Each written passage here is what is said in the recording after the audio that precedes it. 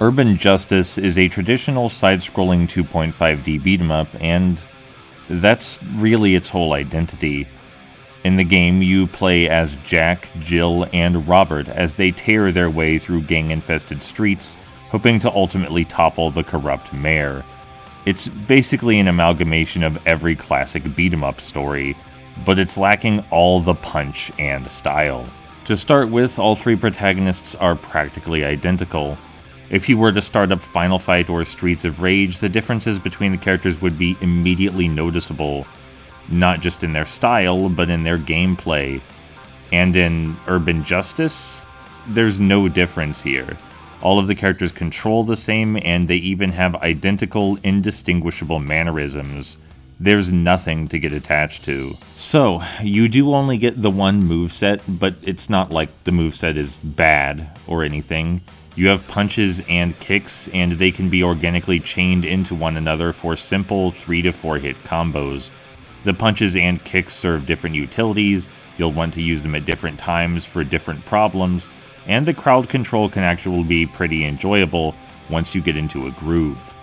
That said, the game is also incredibly easy to cheese. I was able to find one method within 5 minutes of playing, another shortly after, and somewhere along the way a third presented itself. I did 2 playthroughs of the game, one with cheese and one without, and both times I had trouble staying awake. This is the first piece of media in a long time where my mind was legitimately completely elsewhere. There's just no reason to get invested.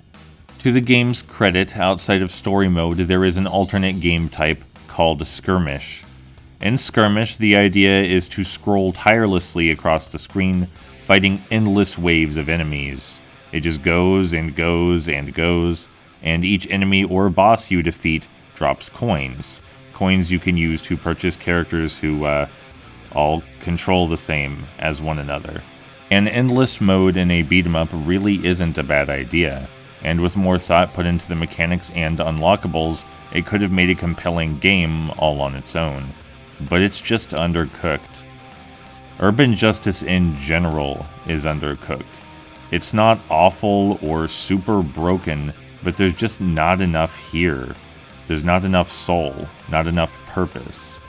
It needed to push harder and aim much higher to even hit average status.